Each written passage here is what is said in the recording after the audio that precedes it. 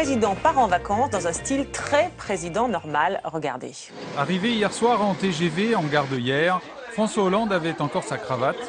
Le président dit normal joue la carte de la simplicité avec un peu de mal à décompresser. Ce sont des vacances, comme je l'ai dit, normales mais pas ordinaires, car nous sommes dans un contexte qui est très difficile. Il y a encore des turbulences sur les marchés européens, une décision de la Banque centrale européenne qui est conforme à ce que nous avions nous-mêmes engagé à la fin du mois de juin, mais qui doit être maintenant mise en œuvre.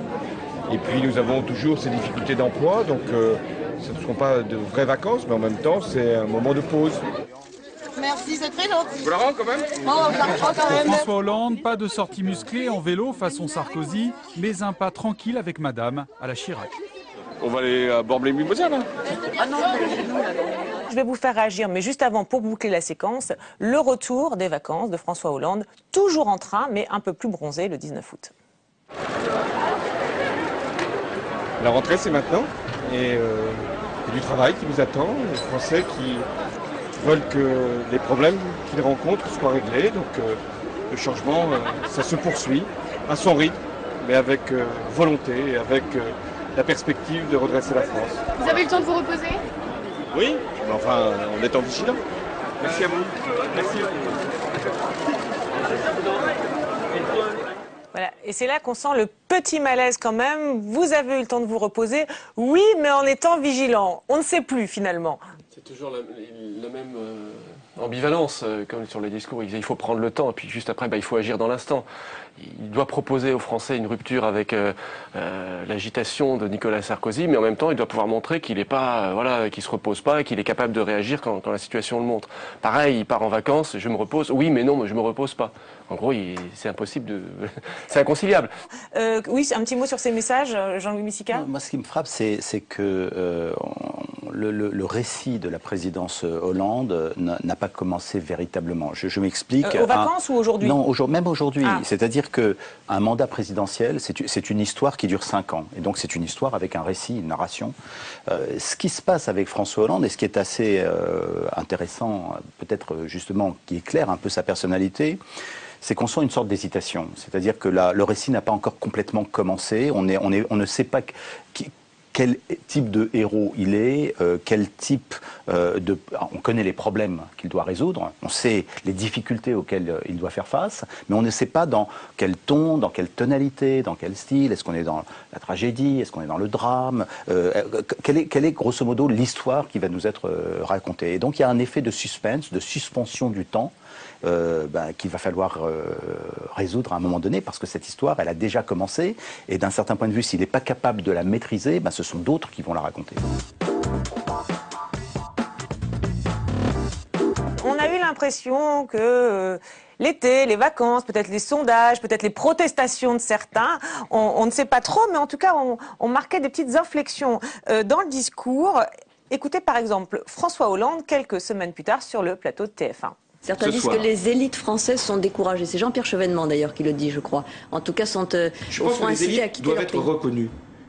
Moi, je pense que les entrepreneurs, ceux qui se dévouent pour l'emploi, ceux qui investissent, ceux qui transforment la réalité de nos territoires, ceux qui conquièrent des marchés, oui, Qui gagnent de l'argent. peuvent gagner de l'argent, mais ils méritent que la nation les reconnaisse.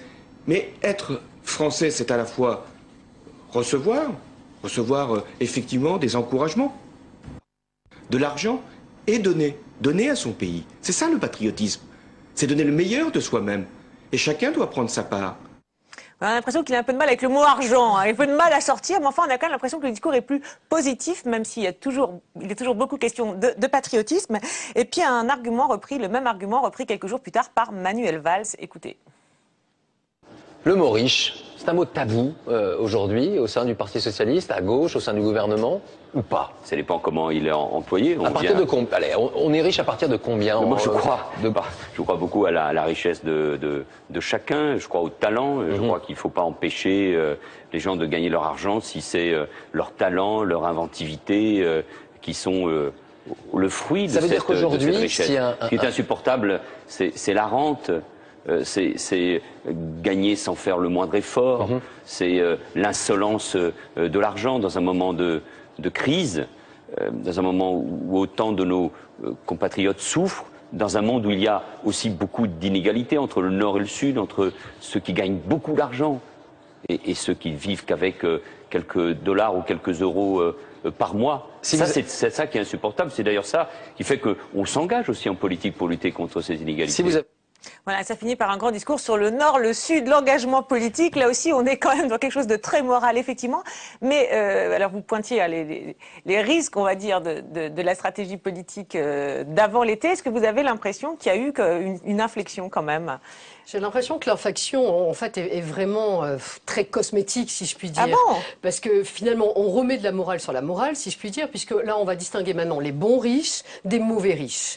Alors, il y a ceux qui méritent, comme si, pour avoir 20 sur 20 à l'école, il fallait beaucoup travailler avant le contrôle. Mais si on est très doué, qu'on a 20 sur 20 sans travailler, ils peuvent gagner de l'argent. Voilà, oui, mais on regarde l'effort consenti. Si on gagne de l'argent trop facilement, là, on est un mauvais riche. Donc là encore, il y a encore ce bon, ce bien, ce mal, etc. Et puis, on ne peut quand même pas...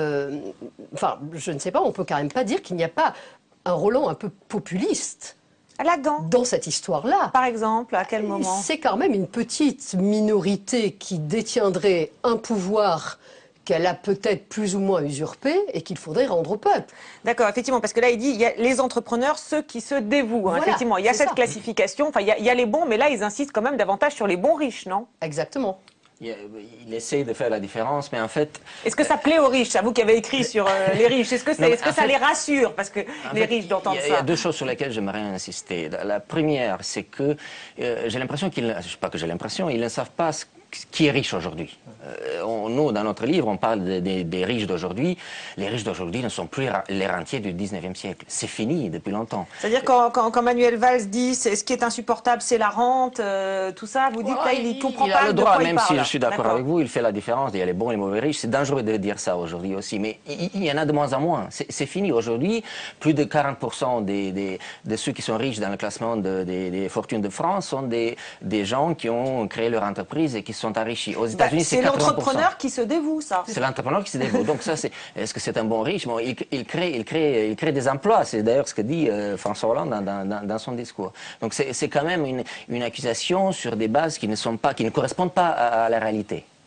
D'accord, parce que vous pensez que le discours, effectivement, est un peu déconnecté de la réalité. Alors, la question que ça pose, parce que vous dites, donc, vous trouvez que c'est déconnecté, vous qui avez travaillé sur les riches. Alors, la question, c'est est-ce que ça s'adresse aux riches pour les rassurer, puisqu'on a vu une levée de bouclier pendant l'été, alors vous faites non, ou est-ce que ça s'adresse aux autres? Ce discours-là, qu'en pensez-vous? Il parle à qui, là?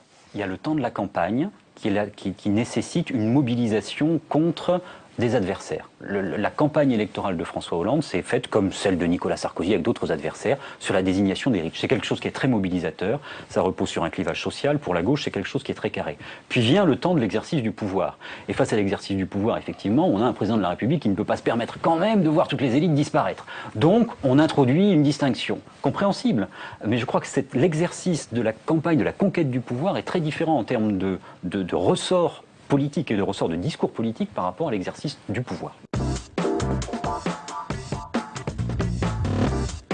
Alors c'est vrai qu'il n'hésite pas, Manuel Valls, à reprendre des mots qu'on associe habituellement, traditionnellement, à ceux de la droite. Exemple, le 19 septembre, lors de son discours cadre sur la sécurité devant les forces de l'ordre. Je suis donc le premier flic de France. Et je sais pouvoir compter sur vous dans l'accomplissement de cette mission au service de notre pays. J'assume pleinement la part d'autorité et de fermeté qu'elle requiert. Et la situation actuelle, plus que jamais, le réclame. Alors ça, c'était pour les mots. Concernant l'attitude, eh bien Manuel Valls, comme ses prédécesseurs, va beaucoup sur le terrain et il lui arrive parfois d'être un peu chahuté, comme au mois d'août à Amiens après des émeutes. Le ministre de l'Intérieur, bousculé, chahuté, hué à son arrivée à la mairie de quartier d'Amiens-Nord cet après-midi. Le signe de tension toujours extrême, après une nuit de violents affrontements entre les forces de l'ordre et une centaine de jeunes. Cela fait plusieurs jours que la tension était montée d'un cran. Surtout depuis dimanche soir après un contrôle routier houleux. Aujourd'hui, le ministre de l'Intérieur a adressé un appel au calme et à la fermeté. Rien ne peut excuser, rien, qu'on tire sur des policiers qu'on tire sur les forces de l'ordre et qu'on brûle les équipements publics. La loi, l'ordre républicain et la justice doivent retrouver toute leur place ici à Amiens. Rien ne peut excuser loi, ordre républicain, autorité. C'est ça que vous appelez, Rémi Lefebvre, la entre guillemets rupture avec ce qui pouvait être le vocabulaire traditionnel de la gauche? Rien ne peut excuser, effectivement, c'est une référence assez forte à cette culture de l'excuse que donnerait l'appréhension sociale des problèmes de sécurité. Une des grandes entreprises de Manuel Valls, c'est finalement d'arrêter de projeter des causes sociales qui déresponsabiliseraient les individus. Et donc Manuel Valls, moi c'est ce qui me frappe, rien ne peut excuser. Au fond, voilà, c'est inexcusable. La question c'est est-ce que c'est explicable? Moi je suis sociologue, ce qui m'intéresse c'est les explications. Et ce que je constate c'est que le discours de la sécurité de Valls, c'est un discours avant tout d'autorité. Et quelle explication il donne au phénomène d'insécurité? On ne le sait pas. Alors rien ne peut excuser, Jean-Daniel Lévy, c'est peut-être aussi effectivement une réponse à un reproche traditionnel fait à la gauche. Il s'adresse peut-être là au plus grand nombre. Aujourd'hui, on le sait, Manuel Valls est très populaire. Est-ce que vous pensez que sa popularité tient au choix de ses mots? Déjà, Manuel Valls a un discours qui est quasi répétitif. Il y a le terme république qui revient de manière systématique dans toutes ses prises de parole.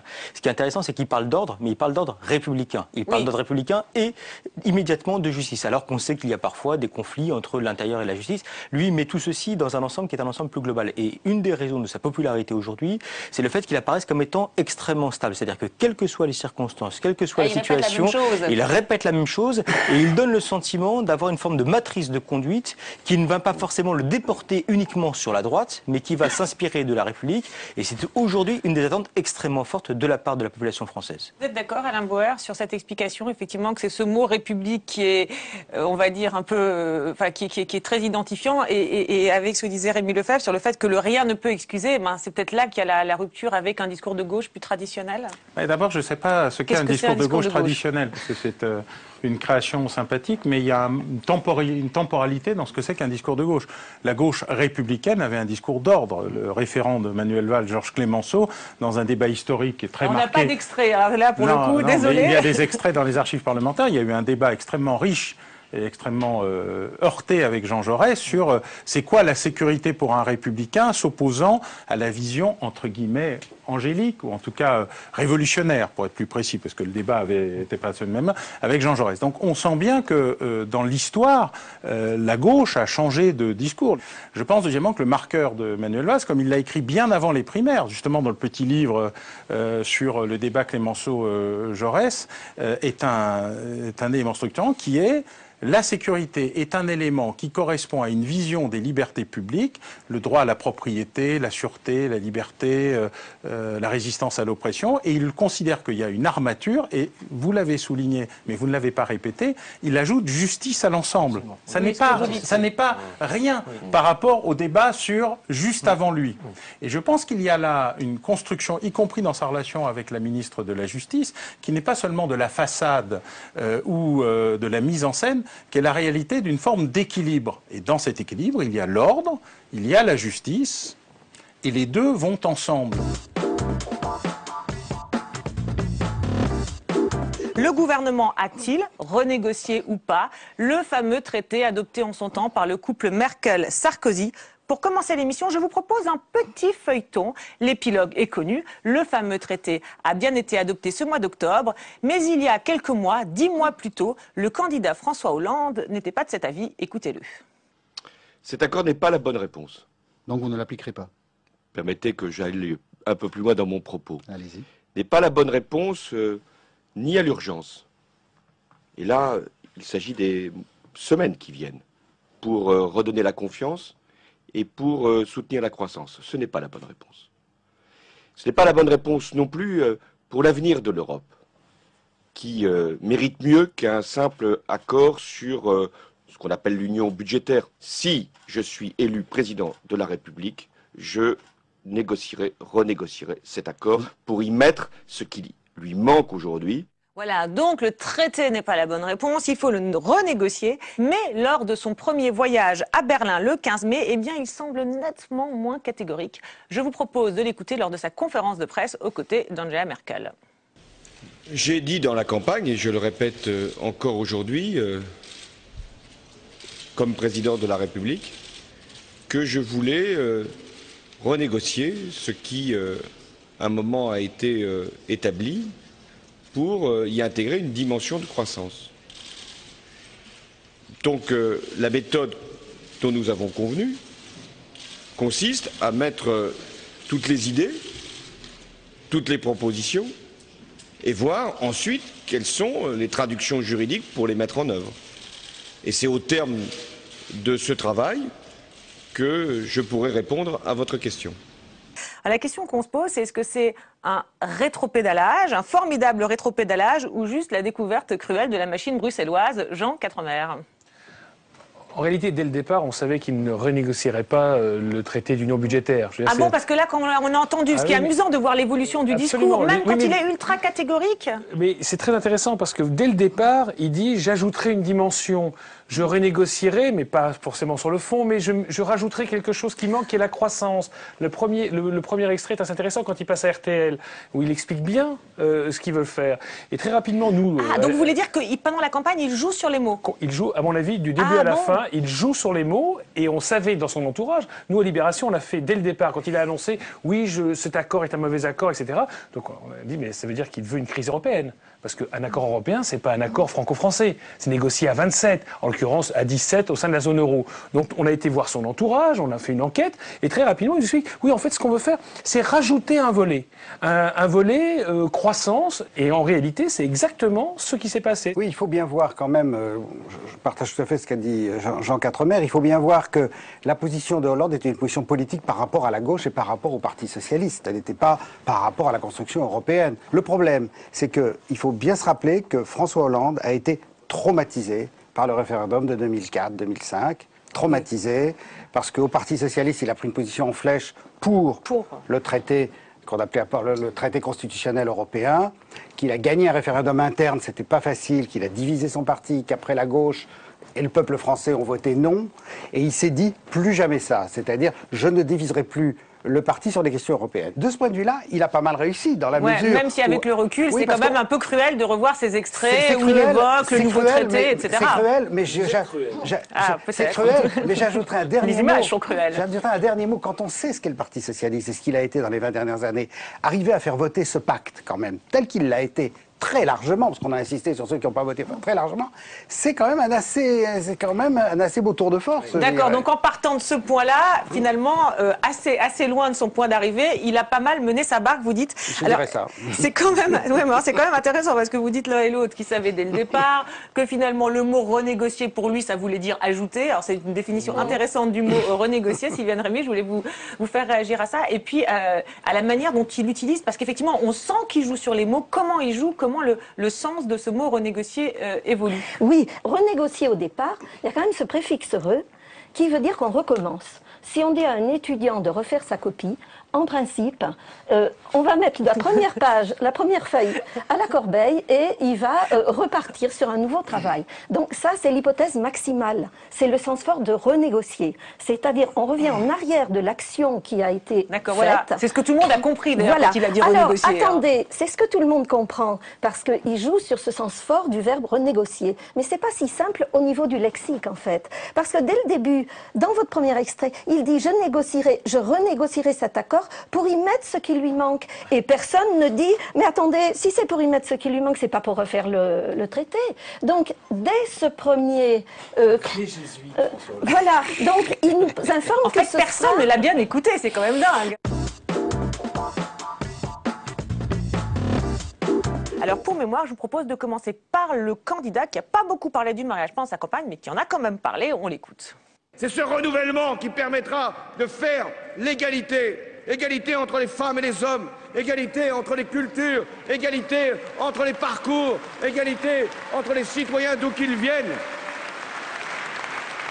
Et c'est aussi au nom des principes d'égalité et de liberté que je reprends la proposition de faire droit pour tous au mariage et de donner là une nouvelle illustration des progrès de notre société. Sauf que François Hollande, une fois élu, a été évidemment nettement plus en retrait. On se souvient de sa déclaration devant les maires de France. On écoute. Les maires sont des représentants de l'État. Ils auront, si la loi est votée, à la faire appliquer. Mais, je le dis aussi, vous entendant, des possibilités de délégation existent. Elles peuvent être élargies. Et il y a toujours la liberté de conscience. On se souvient que cette expression liberté de conscience avait suscité un tollé. Du coup, le président a rétropédalé en recevant des associations gays à l'Élysée. Alors du coup, il a été accusé d'être sous l'influence de lobby. Enfin bon, on pourrait penser à une maladresse, sauf que le même scénario s'est reproduit sur la question de la PMA. Alors là aussi, procréation médicalement assistée. Là aussi, pendant la campagne, il était pour. Il dit à Grazia, dans le magazine Grazia, une femme doit pouvoir y recourir, soit parce qu'elle ne peut pas avoir d'enfant, soit parce qu'elle ne souhaite pas avoir de relation avec un homme, donc c'est clair. Et pourtant, là aussi, en décembre 2012, il semble nettement moins favorable. Écoutez-le. Si j'avais été favorable, je l'aurais fait intégrer dans le projet de loi. À ce stade, j'ai considéré que c'était le mariage et l'adoption. Mais si le Parlement, et je crois qu'il y aura des propositions d'amendement, décide d'aller dans le sens de la procréation médicale assistée, le Parlement est souverain. Voilà, alors il parle de l'amendement dans le cadre du projet de loi, entre guillemets, sur le mariage pour tous. Alors depuis, les députés socialistes ont renoncé à cet amendement, mais enfin quand même, on comprend pas très bien s'il est contre la PMA en général ou contre la PMA dans ce texte. Enfin nous, ça ne nous a pas paru très clair en préparant l'émission. Je veux savoir ce que vous entendiez l'un et l'autre dans ce qu'il dit. Effectivement, on voit bien l'ambivalence. Il me semble que ce n'est pas simplement les mots, mais la manière de bafouiller qui est inhabituelle chez un président qui a une éloquence facile. Donc très clairement, il envoie un signal peut-être à son corps défendant qui est l'ambivalence du président sur la réforme dont il est porteur. C'est d'autant plus embarrassant que, à certains égards, la raison pour laquelle on entend beaucoup parler de progrès, de liberté et d'égalité, même si pour ma part je souscris à ce discours, mais la raison pour laquelle on en parle beaucoup, c'est parce que aujourd'hui le gouvernement n'a pas beaucoup d'autres éléments à mettre en avant qui montreraient une rupture très grande avec ce qui a précédé. Donc le mariage, c'est un peu la seule ressource identitaire aujourd'hui de la gauche gouvernementale. Pourquoi à son corps défendant? Est-ce que vous pensez parce que quand on se met à bafouiller, on peut penser que le corps parle malgré soi. D'accord, mais l'ambiguïté, ça l'est peut-être pas. Je pense que vous êtes mieux placé que moi pour le dire. D'accord, mais l'ambiguïté est peut-être voulue. Non, mais je suis entièrement d'accord, sauf que j'en tire pas les mêmes conclusions. C'est-à-dire que je me dis heureusement qu'il est... heureusement qu'il bafouille. Heureusement qu'il bafouille et heureusement qu'il laisse passer le message qui... Même si c'est à son corps défendant, c'est quand même, je crois, plus en accord avec ce à quoi il pense et à quoi il croit vraiment. À savoir que on entend dès le premier passage là que vous avez... Quand il est pour le mariage, il parle de la liberté, de l'égalité entre les hommes et les femmes, etc. Et puis pour ce qui est du mariage entre personnes du même sexe, c'est à la fin de sa longue série, il dit « je reprends aussi ». Cette proposition, et je reprends, ça veut bien dire que c'est pas la sienne. C'est-à-dire, il n'y a pas pensé tout seul, quoi. C'est pas un truc. Ah, d'accord. Donc vous dites que même pendant la campagne, finalement, déjà pendant la campagne, on aurait pu comprendre qu'il n'était pas à ce point favorable à ce qu'il va défendre politiquement. Je suis tout à fait d'accord. J'avais relevé aussi le. Je reprends cette proposition. Bon. Mais le vrai problème, c'est, et d'ailleurs, c'est à mon avis pour ça que l'adhésion des Français au mariage gay diminue à longueur de sondage, même s'il reste très majoritaire, c'est parce que pour les Français, ce n'est pas la priorité. Et que dans les enquêtes d'opinion, on voit bien que les gens sont extrêmement attentifs au sentiment de diversion. Ils ont été habitués aux diversions sous l'ère Sarkozy, avec un certain nombre de sujets sécuritaires qu'on mettait en avant pour ne pas avoir à parler de ce qui intéressait vraiment, c'est-à-dire l'économique et le social. Petit retour en arrière avec cette habitude de se mêler à la foule, de se lancer dans des bains de foule sans cordon de sécurité. On regarde, c'était il y a un an, les beaux jours. Un passager surprise arrive à la gare du Nord. Le président se rend au sommet de Bruxelles en train et prend le temps de poser avec tous ceux qui réclament une photo. Merci, monsieur le président. Merci. Allez, avec monsieur le contrôleur. Merci beaucoup. Billet composté par ses soins, François Hollande a 10 minutes d'avance, alors il savoure l'accueil. Tu me prends en photo? Allez. À chaque fois que je pourrai prendre le train, oui, ce sera comme ça. Mais je ne sais pas si je serai toujours bien accueilli. Là, on verra. Ce sera un baromètre aussi. Voilà, ce sera un baromètre. Alors depuis, le baromètre, c'est un peu, je sais pas, affolé, peut-on dire, comme on l'a vu lors des déplacements à Dijon et à Tulle. Petit montage. Non, parce qu'on ne fait pas tout. Ah bah, comme vous voulez, c'est pas un problème. Alors, on vous voit déjà assez à la télé. Monsieur Hollande, elles sont où les promesses? Hein? Allez, elles sont où?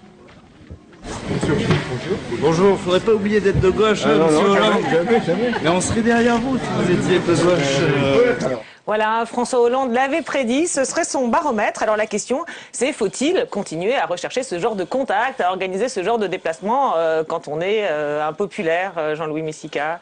Il y a un moment où l'impopularité est telle que ça devient impossible. C'est ce qui est arrivé à Nicolas Sarkozy à la fin de son mandat. Et là, pour François Hollande, on n'en est certainement pas loin. Donc oui, effectivement, vous savez, les bains de foule, ça marche quand la foule n'est pas en colère ou quand elle n'est pas irritée. Et donc c'est toujours un baromètre, absolument. Le mot baromètre est bien choisi. Voilà, il avait bien trouvé. Alors, sachant que quand même, concernant Jacques Chirac à une époque, Nicolas Sarkozy, bon, les bains de foule étaient quand même davantage organisés. Il y avait le public, entre guillemets, derrière des barrières. Alors, ça n'avait pas empêché à Nicolas Sarkozy de se faire attraper par la Manche, on s'en souvient. Mais il y avait quand même quelque chose d'un peu plus cadré, d'un peu plus organisé. Est-ce que là, c'est pas aussi une difficulté de ce genre d'image? Parce que là, on voit bien qu'on est dans une espèce de désorganisation complète aussi. Mais au départ, il y avait sans doute un parti pris, d'ailleurs, à la une du Monde. François Hollande avait dit au tout début, mais un style, ça met du temps à s'imposer. Donc clairement, autour de l'idée de présidence normale, il y avait l'idée d'un président du quotidien, proche des Français. Voilà, donc pas de barrière. Voilà, pas de barrière. Et on s'est aperçu très vite que François Hollande est revenu, notamment lors de sa grande conférence de presse en novembre, dans les ors de la République. Et Jean-Louis Messica a raison de dire qu'il y a une question d'impopularité au bout d'un certain temps, mais au-delà de ça, au tout début, il avait voulu imprimer sa propre marque un peu à la Scandinave ou à pays du Nord. Or, ce n'est pas notre imaginaire, ce n'est pas notre tradition. D'accord, et pourtant, il a continué, hein, même si effectivement, dans certains exercices, il est revenu à une certaine normalité. Vous évoquiez la conférence de presse. Pour les déplacements, il est resté dans cette image assez improvisée. On le voit lors du récent déplacement à Tulle. Robert Zarader, c'est quoi? Ça lui correspond? Vous pensez qu'il peut changer sur ce terrain-là? Moi, j'ai une interprétation un petit peu différente de celle qui vient d'être apportée. Je crois qu'on a présenté cet exercice comme un exercice de communication, et d'ailleurs, y compris en considérant qu'effectivement la communication, l'organisation était défaillante. Je crois que le sens de la causalité, il est inverse. Je ne pense pas que ce soit les communicants qui aient besoin d'organiser ce type de déplacement. Je crois que fondamentalement, c'est lui qui a besoin de sortir de l'endroit où il est, qui est probablement beaucoup plus enfermant qu'il ne l'avait lui-même estimé au départ. Et je pense que François Hollande est quelqu'un qui a besoin de ce contact-là. Alors que ce contact soit mal organisé en la circonstance, probablement. Rugueux. Qu'il faille probablement tenir compte de l'impopularité, c'est une certitude aussi. Mais je crois que le sens de la causalité est inverse. Ce n'est pas un exercice de communication qu'on lui fait faire. Je crois que c'est fondamentalement un besoin qu'il a d'aller vers. Même si c'est pas évident, voilà, mais du coup, ça renvoie des images quand même assez terribles, même s'il en a besoin. Enfin, il a peut-être besoin de l'échange, mais est-ce qu'il a besoin des images? On est tous d'accord ici, c'est que ça correspond bien à ce qu'est réellement François Hollande, à son tempérament. En Corrèze, il est comme ça, et une fois président, il souhaite continuer. Le vrai sujet, c'est est-ce que quand on devient président de la République, on peut continuer à être dans un style complètement naturel? Est-ce que son style, je dirais, appartient à la personne? Je ne le pense pas. Par exemple, au tout départ, vous vous souvenez que la question de son logement, le fait que le matin, il puisse lui-même aller acheter ses croissants, il y avait cette idée qu'il pouvait continuer sa vie comme s'il n'était pas président de la République, avec sa compagne qui tweet et tout ça, et je ne crois pas du tout. Alors un petit mot, parce qu'après on va passer à la suite. Non, juste un mot, je pense que, au contraire, la France aurait besoin de sortir de la monarchie républicaine, que Hollande a voulu le faire. que la situation politique, la crise économique et le problème d'autorité auquel il est confronté fait qu'il revient vers les fondamentaux de la monarchie républicaine, mais je ne suis pas sûr que ça résout le problème. Que ça résout le problème. Alors, mais là, il y a un désaccord de fond. La France, c'est la France. La France, c'est la France. Voilà. C'est dommage, mais c'est ni la Scandinavie, ni les États-Unis. Nous ne sommes pas d'accord. On a vu que vous n'étiez pas d'accord. C'est pas raisonnable, on n'a rien checké au niveau sécurité. Je suis un président normal, et il est normal que je reste au contact des Français normaux. S'il vous plaît, monsieur le président. Bonjour les amis! Tu le gardes en visuel et moi au contact. Bonjour! Bonjour, bonjour! Ça va? Vous allez bien? Oh, je suis content de vous voir.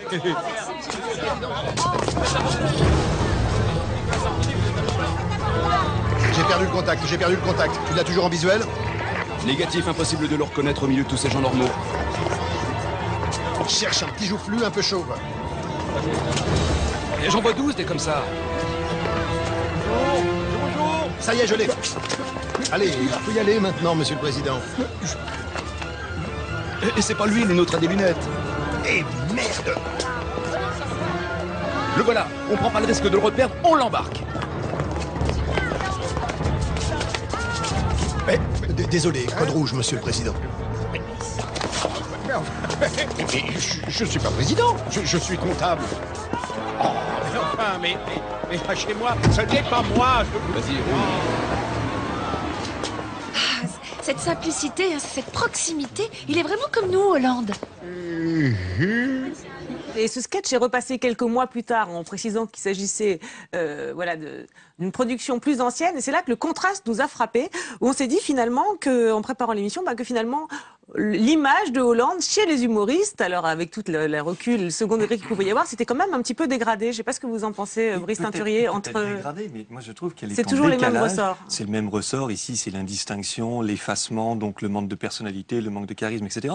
Et il me semble que précisément, les humoristes n'ont pas là travaillé. Une des différences quand même importantes, c'est qu'il est devenu président de la République, entre autres. Et que du coup, ce type de construction, quelque part aussi lui sert, puisque souvenez-vous du débat de l'entre-deux tours, on était déjà dans cette idée d'un président mou qui allait se faire exploser, Nicolas Sarkozy disant « je vais l'exploser ». Et les Français avaient été surpris parce qu'ils l'avaient découvert finalement plus résistant et plus dur que cela. Et moi, ce qui me frappe, c'est que l'image continue à être la même, et j'ai l'impression que quand il y a une phrase, il y a un petit mot là qui est beaucoup plus juste peut-être, qui est « mais moi je suis comptable », celui qu'on a pris pour François Hollande dit « je suis comptable ». Là, il y aurait quelque chose probablement de plus ajusté autour d'un reproche qu'on fait à François Hollande, qui est d'être dans quelque chose d'assez technocratique, du coup d'assez ennuyeux, et qui pourrait, me semble-t-il, davantage correspondre au François Hollande président d'aujourd'hui. Mais on en reste à cette idée du François Hollande sans aspérité, sans densité, mou, etc. Et de temps en temps, vous avez dans l'actualité, et c'est ça qui crée des contrastes assez intéressants, vous avez dans l'actualité des éléments qui vont à rebours de ces stéréotypes. Alors on a beaucoup glosé sur le Mali, mais c'était très amusant parce que le Mali arrivait tout à coup comme le contre-exemple à ce stéréotype. Concernant François Hollande, c'est sans doute sa visite triomphante au Mali après les conquêtes et les victoires de l'armée française sur les islamistes qui a le plus marqué. Alors on a vu un court extrait dans le générique, je vous propose de le revoir dans le contexte avec d'autres images et puis on commente après. Les rues de Bamako en liesse, la capitale malienne, dernière étape du voyage de François Hollande. Le président français est venu symboliquement place de l'Indépendance. Et moi, je veux ici vous dire que je viens sans doute de vivre la journée la plus importante de ma vie politique. Parce que,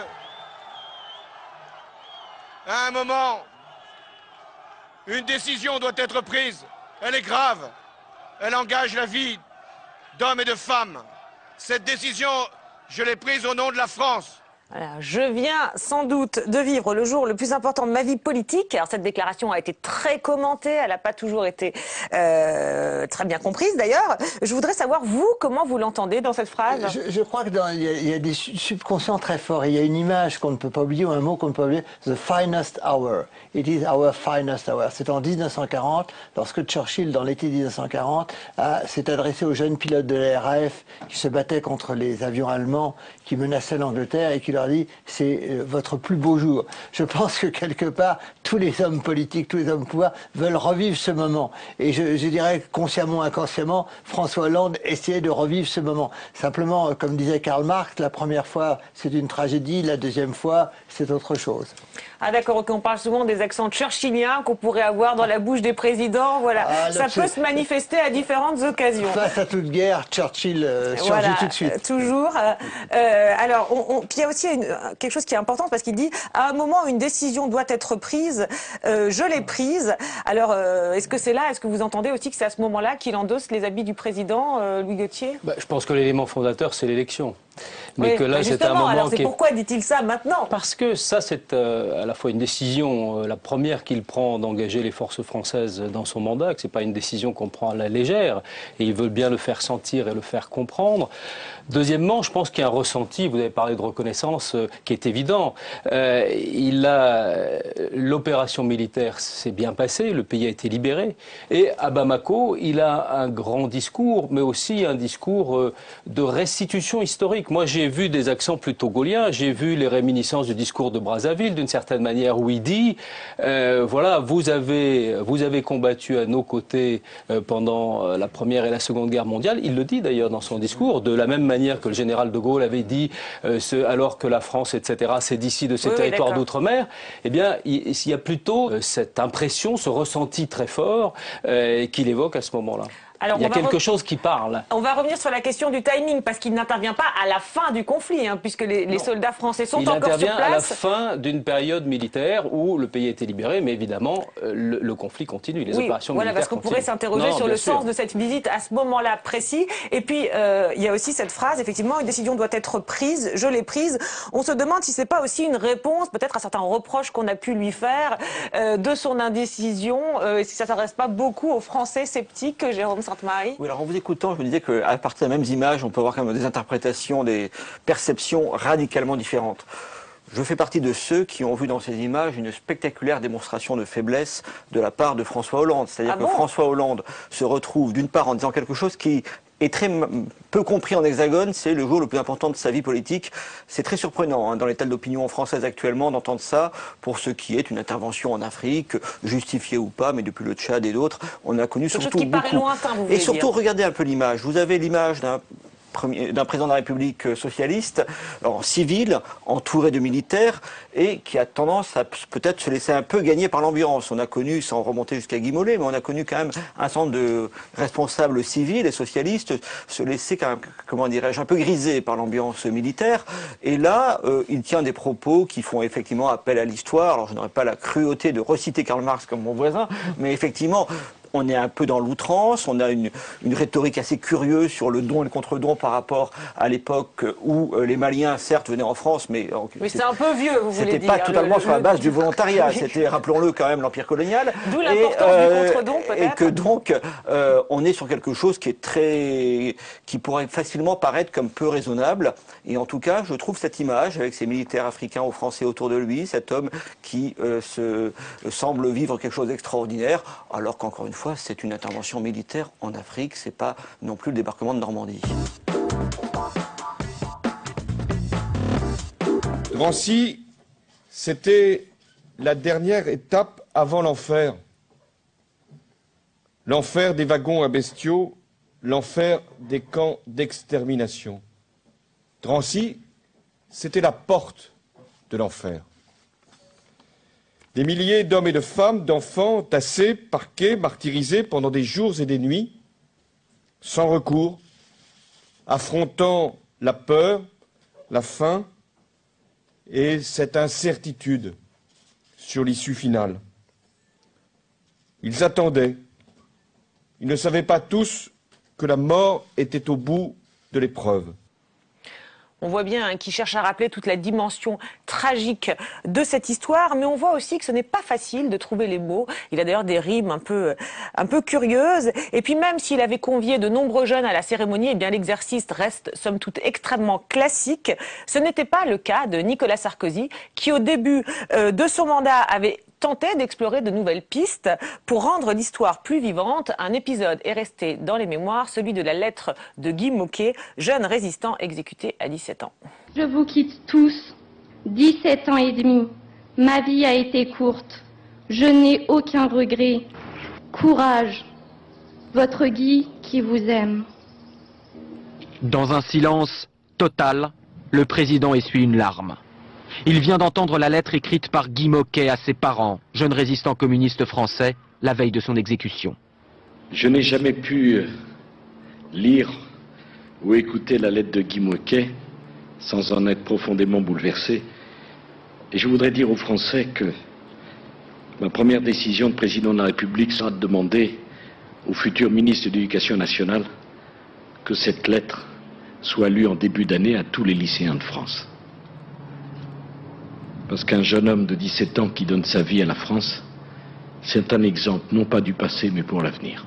Alors, hein, cette lettre, lecture de lettres dans les écoles, on s'en souvient, a été très contestée, l'idée abandonnée. Bon, mais au-delà de cet aspect, que pensez-vous, Denis Bertrand, de la manière, hein, parce qu'on est sur deux épisodes différents, évidemment, et deux aspects très différents de la Seconde Guerre mondiale, mais sur la manière dont l'un et l'autre cherchent à transmettre cette histoire, hein, sur la forme? Mais je crois d'abord qu'on peut dire que le discours de commémoration se caractérise par son caractère extrêmement élaboré.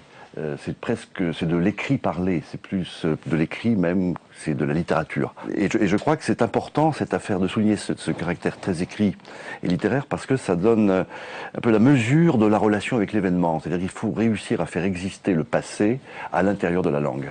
Et donc lui donner dans la langue la consistance, une consistance à la hauteur de ce qu'il a été dans les faits. Je crois que c'est un peu cet enjeu. Mais en même temps, le risque, c'est l'artifice. Or là, ce qui est intéressant, je trouve, dans les deux cas, c'est que c'est un traitement différent du récit. Hollande fait un récit, et ensuite, une fois qu'il a fait le récit, il dit c'est à transmettre. Et il construit le discours de la transmission sur la base du récit. Nicolas Sarkozy personnalise et fait état d'une émotion personnelle, voilà, d'une émotion vécue ou supposée-elle, et c'est à travers l'émotion qu'il cherche à assurer la transmission. Donc ce sont en effet deux stratégies de communication du passé et de sensibilisation du passé qui sont très profondément différentes sur cette base de littérature commune. Enfin. En voyant ces images, on dit finalement François Hollande est extrêmement classique hein, dans son procédé, mais est-ce qu'il n'a pas un peu de mal à restituer l'émotion, Jean-Philippe Moinet, finalement? Alors oui, la rhétorique est sans doute nécessaire à un haut niveau pour l'exemplarité du propos, mais il est très insuffisant car la commémoration, c'est se souvenir ensemble. Et ensemble, c'est pas seulement un chef de l'État devant une caméra, c'est aussi les acteurs de la République à tous les étages. Et c'est là que la question de la transmission est à la fois importante et compliquée. C'est que dans un pays comme la France, ce qui vient d'en haut est souvent suspecté pour des raisons politiques et diverses. Et donc, il faut trouver les moyens de rénover cette forme de commémoration des grandes dates de l'histoire. Et je pense que c'est une nécessité qui est à l'esprit sur leur manière de faire, de chaque chef d'État. Mais sur la manière de faire, moi, j'aurais pas de grand-chose en termes critiques à faire. J'aurais sans doute à critiquer la limite de l'exercice. C'est qu'eux-mêmes voient que leur propre mise en scène est limitée. Oui, un petit mot, Frédéric Ancel. Oui, en termes de solennité, c'est de plus en plus difficile. Pourquoi ? Parce que d'autres ont déjà dit des choses, sinon similaires, en tout cas correspondantes évidemment au même exercice. Et par conséquent, il faut montrer qu'on est au moins aussi ému que le prédécesseur et qu'on est au moins aussi solennel. Donc trouver les mots va être effectivement peut-être un exercice de plus en plus littéraire, de plus en plus romantique peut-être quelque part au sens large du terme et de plus en plus compliqué. Et deuxième point, si vous le permettez, là, sur le fond, il ne parle pas de la même chose. Ah, on est entièrement d'accord. Du tout. On est entièrement d'accord. Et c'est la raison pour laquelle, j'ajoute simplement un point, c'est la raison pour laquelle je crois que l'exercice, en l'occurrence, sur ce qu'on a vu de François Hollande, est peut-être plus difficile, plus compliqué, parce qu'il n'évoque pas un ennemi extérieur. L'ennemi était les gendarmes et les policiers français.